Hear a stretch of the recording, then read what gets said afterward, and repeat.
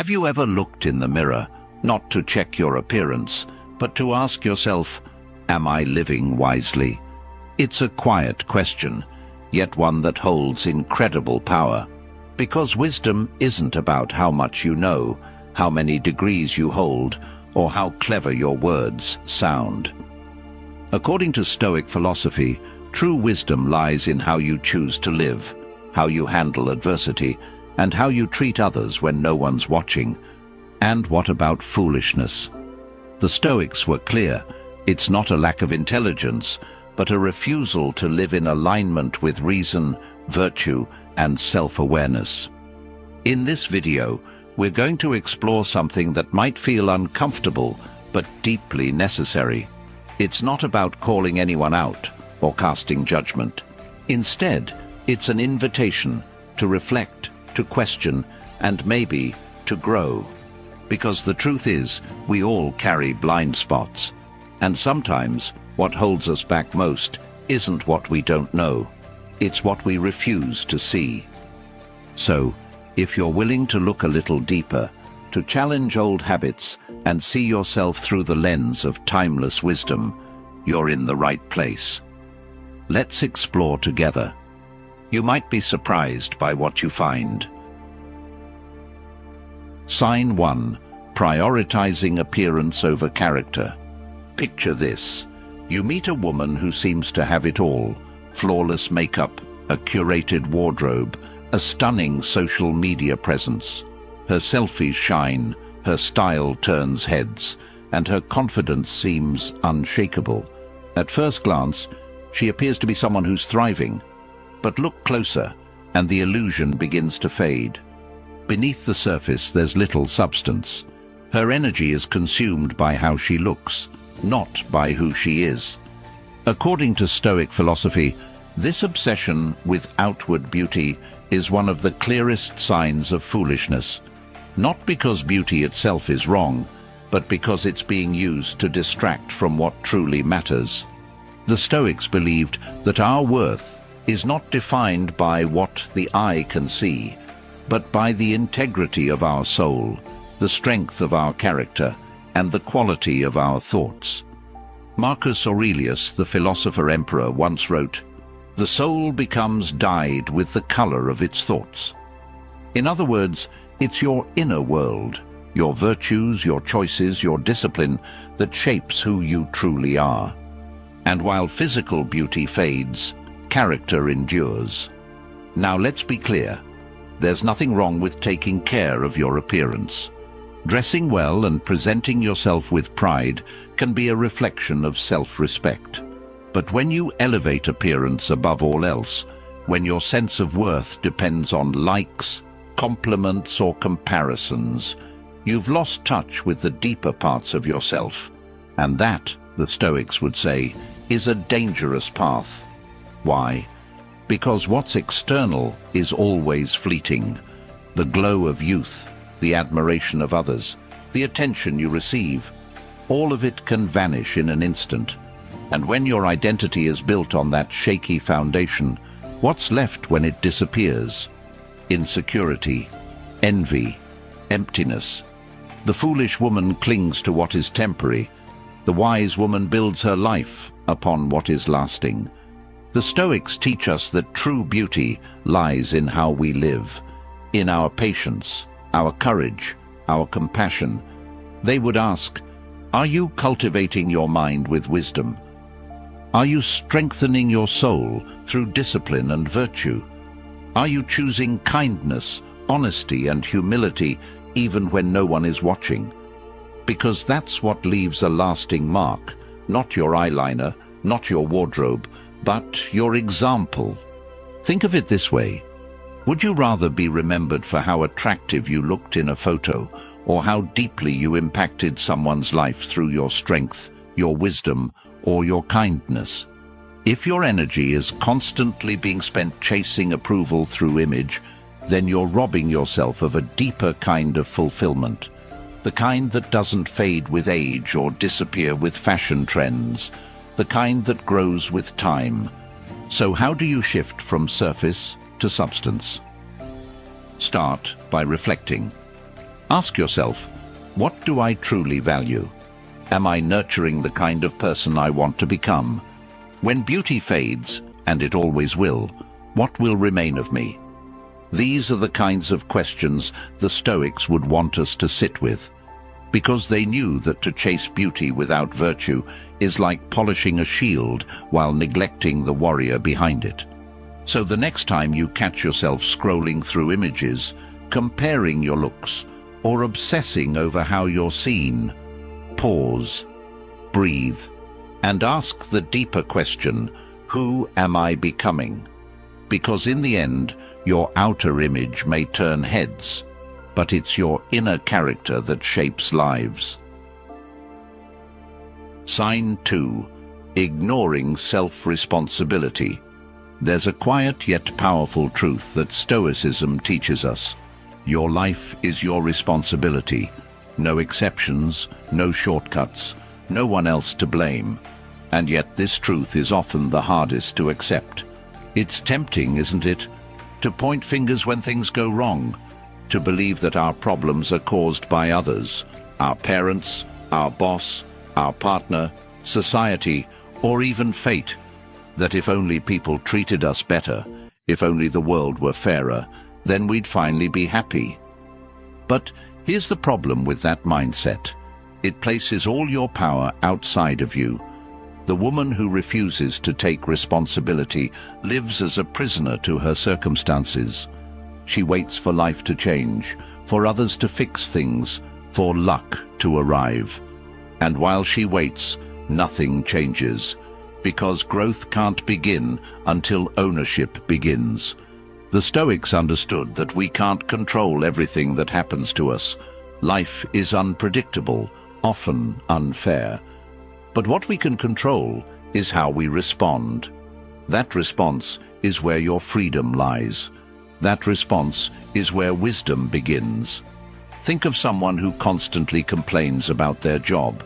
Maybe their boss is rude, the pay's low, the hours are long.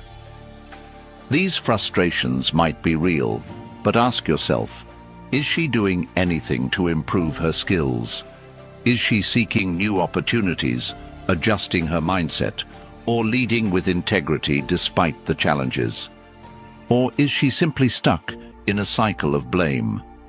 Responsibility is not about denying that life can be hard. It's about refusing to let hardship define you. When you stop blaming and start owning your choices, even the small ones, you take back the reins of your life. You move from victim to creator. And that shift, though subtle, transforms everything. Let's not sugarcoat it. Taking responsibility is uncomfortable. It requires humility. It means admitting that sometimes we're the reason for our own setbacks, that our reactions, our habits, our fears, not just outside forces, are shaping our lives. And yet, that same discomfort is what makes responsibility so liberating. Because once you acknowledge your role, you gain the power to change the story. This isn't about perfection. It's not about blaming yourself for every misstep. It's about being honest. Honest enough to ask, what part did I play in this? What can I do differently next time? How can I grow from this rather than shrink because of it? The woman who embraces responsibility doesn't need everything to go her way to find peace. She creates her own peace through her attitude, her effort, and her willingness to learn. She doesn't run from problems. She faces them, knowing that each obstacle is an opportunity to build strength from within. So the next time you catch yourself making excuses or shifting blame, pause, breathe, and remember, this is your life. No one else gets to live it, and no one else is coming to rescue you from it. You hold the pen. You choose the next sentence. You decide whether this chapter becomes a lesson or just another complaint. Responsibility is not a burden. It's your path to freedom. And the sooner you walk it, the sooner you become the woman you were always meant to be. Sign 3. overvaluing others' opinions. In a world where approval feels like currency, it's easy to lose yourself trying to please everyone else. You post a picture, and within seconds you're checking who liked it. You share your thoughts, then wonder if they sounded smart enough. You make a decision and immediately think, what will they say? This is one of the silent traps of modern life, living as though your worth depends on how others see you.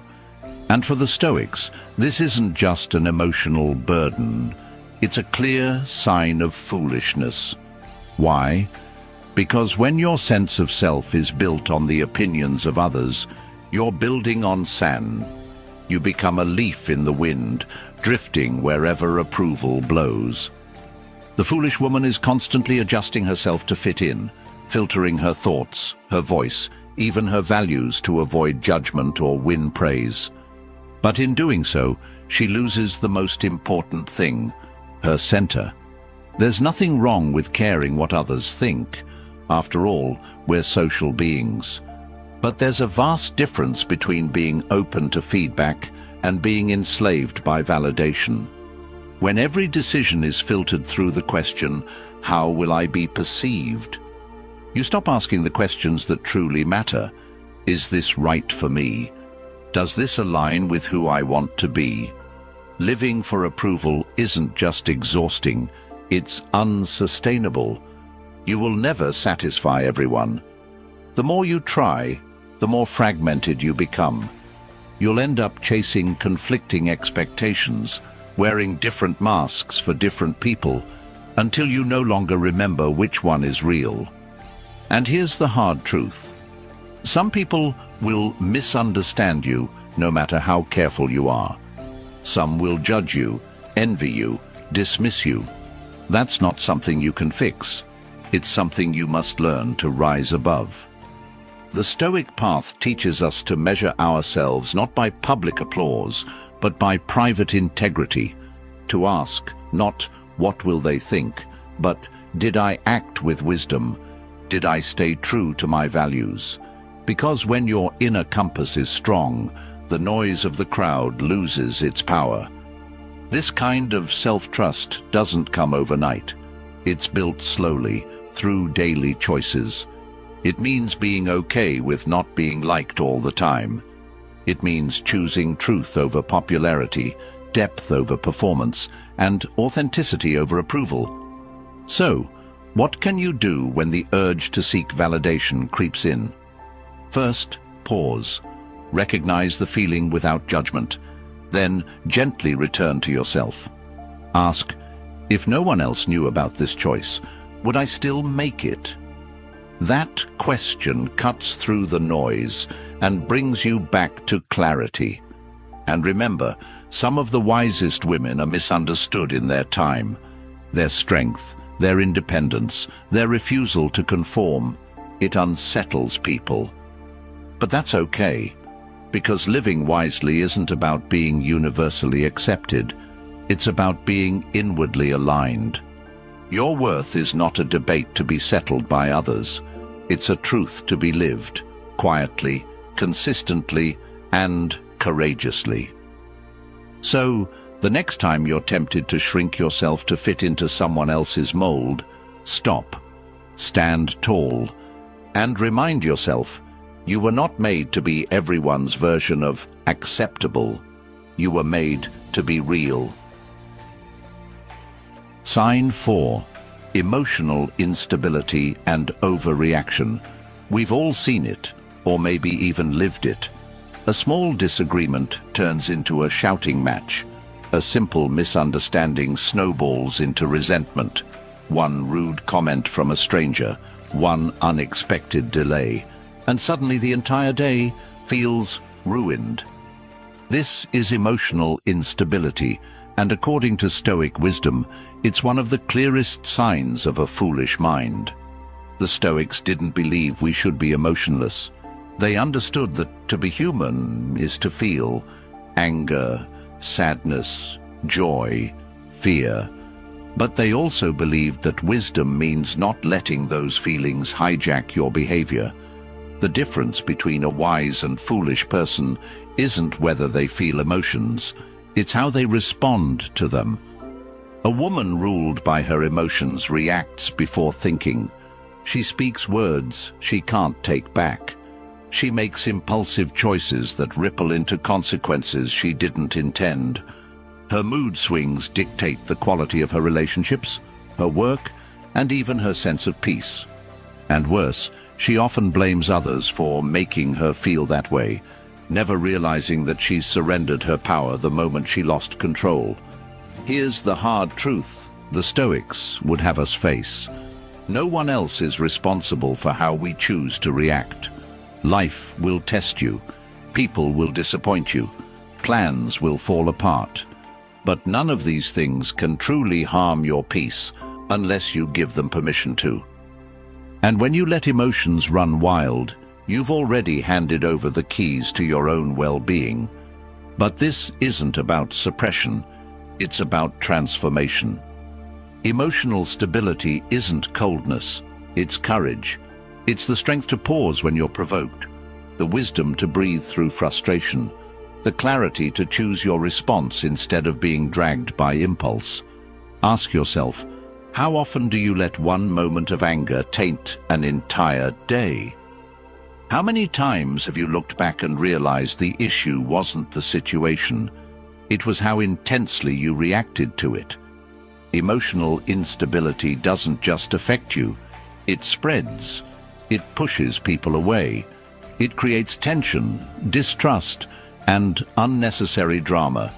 And eventually, it shapes your reputation. People may admire your looks, your talent, your intelligence, but if they feel like they're walking on eggshells around you, they won't stick around for long. So, how do we build emotional strength? Start with self-awareness.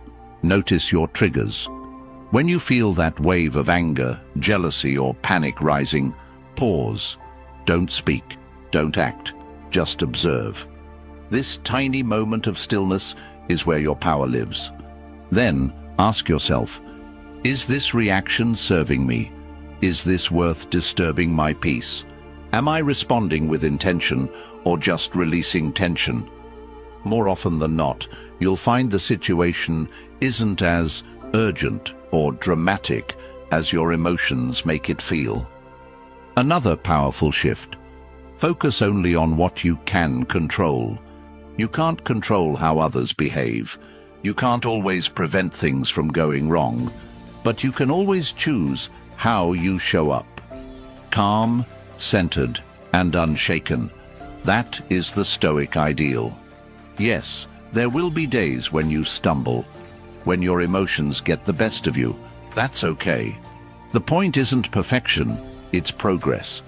Each time you catch yourself and choose differently, you're strengthening the muscle of emotional wisdom. In a world that praises loud reactions and dramatic responses, calmness becomes a rare and radiant strength. So the next time life presses your buttons, don't ask, "How should I explode?" Instead, ask, "How can I stay grounded?"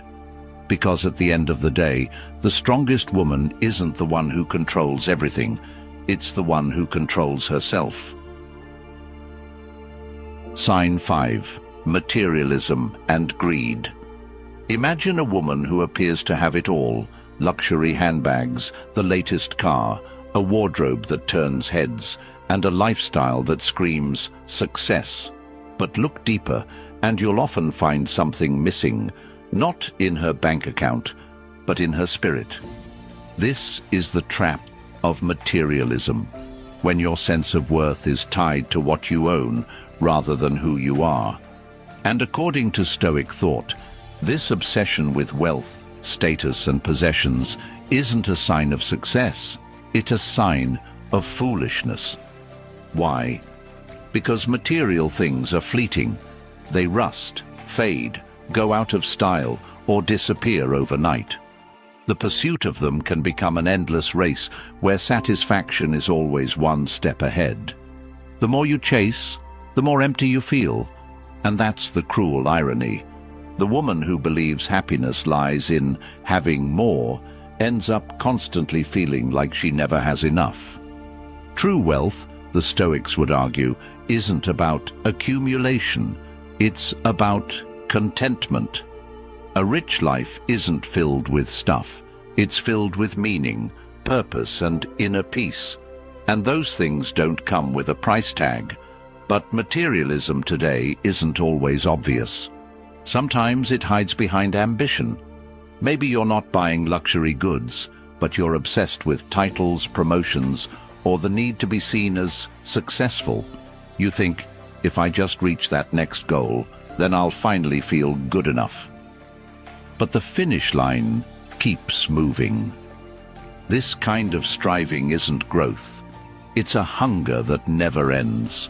And the Stoic path calls us to question it. Am I chasing this because it aligns with my values, or because I'm afraid of seeming small in the eyes of others? Breaking free from greed doesn't mean giving up everything or living without joy. It means learning to value what truly matters. The Stoics practiced this through moments of intentional simplicity. They would go without certain comforts, not to suffer, but to remind themselves that they were stronger than their cravings. They trained themselves to find peace in less and strength in self-restraint. You don't need to give up all your possessions to adopt this mindset, but you can start by shifting your focus. Ask yourself, what am I grateful for right now, without needing anything more? Am I buying this out of joy or out of fear? Is this adding meaning to my life or just filling a temporary void?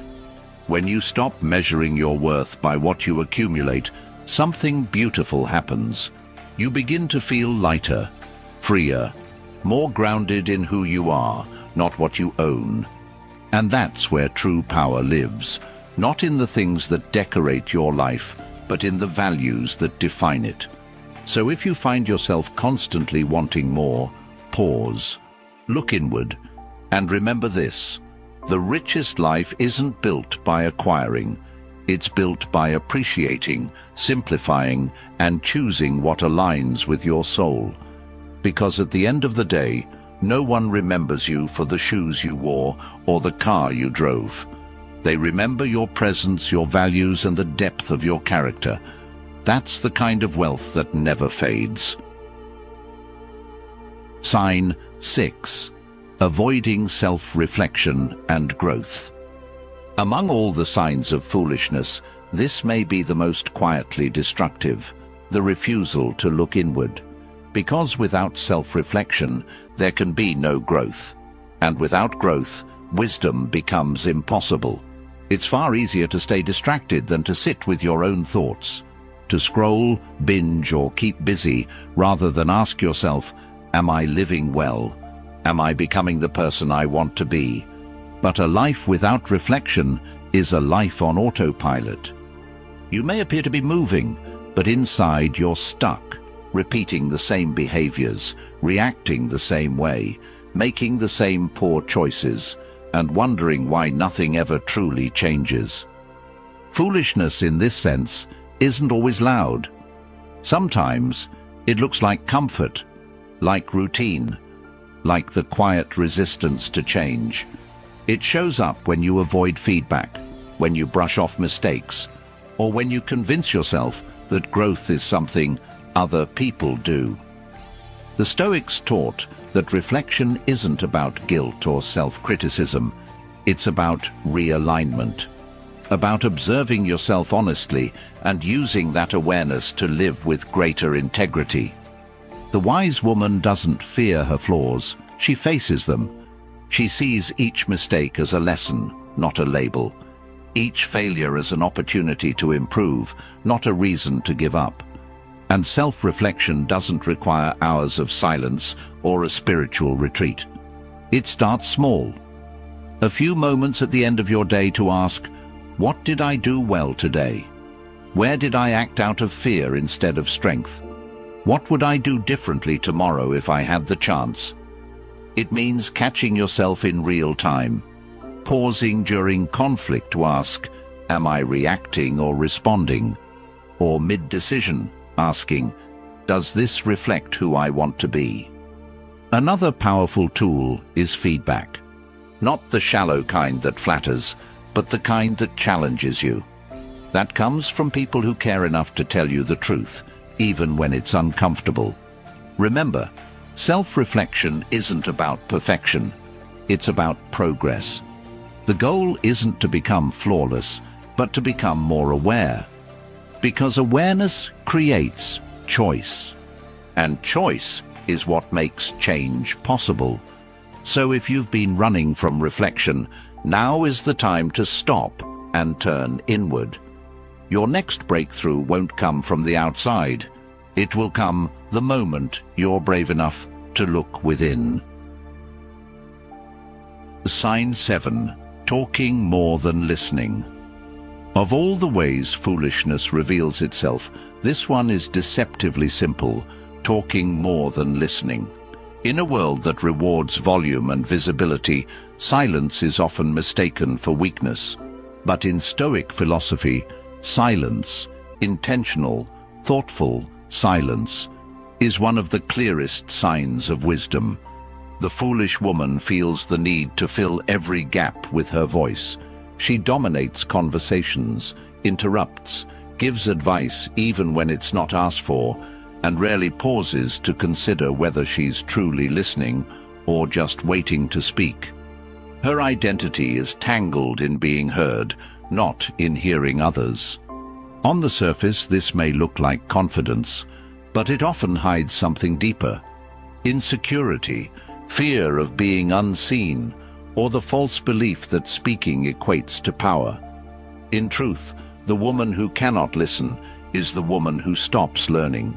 She becomes trapped in her own echo chamber, reinforcing the same ideas, the same emotions, the same assumptions, never challenged, never stretched, never changed.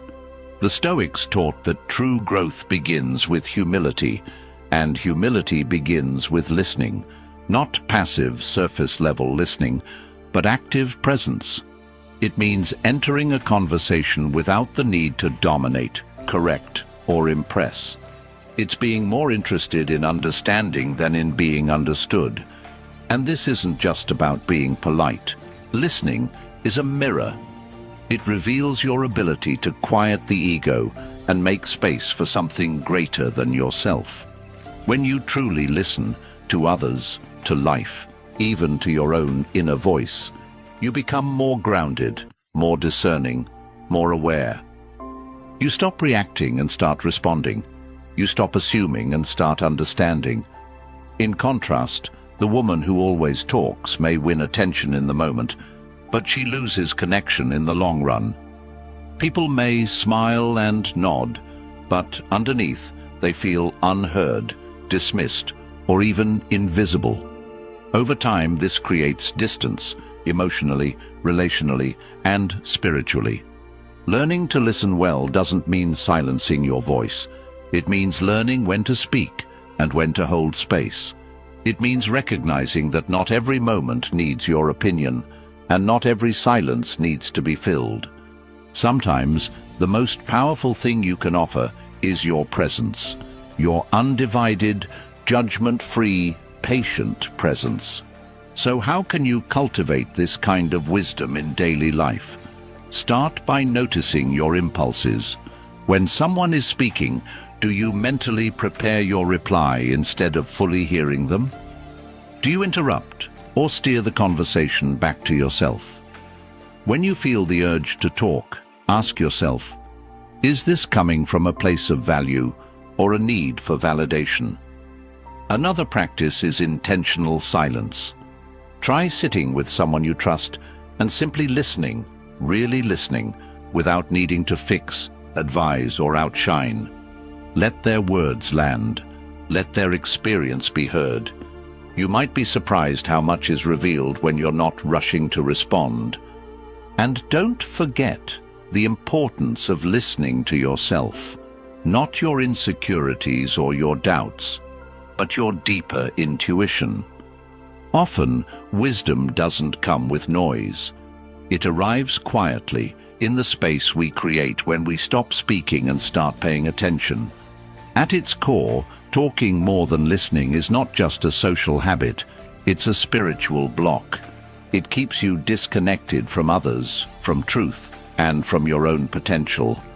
The woman who talks constantly may gain attention, but the woman who listens deeply earns respect and wisdom.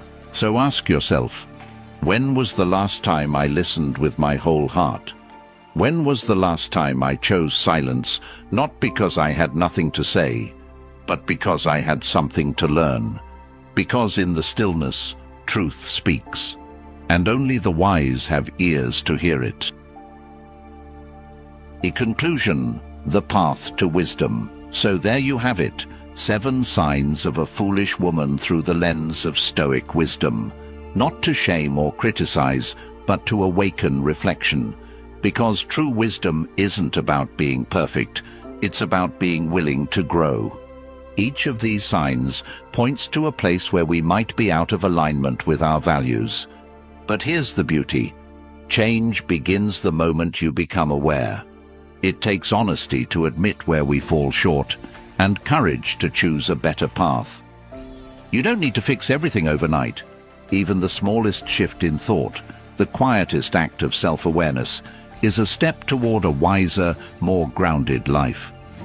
So take a breath, be gentle with yourself, and ask, which of these signs spoke to me most? Where can I begin? If this video stirred something in you, feel free to like, share, or reflect with someone you trust. And in the comments, simply write, "My reflection." There's more to explore on this journey. Stay with it. Because the woman who chooses wisdom, even when it's hard, is already becoming powerful in the truest sense. Your next step awaits.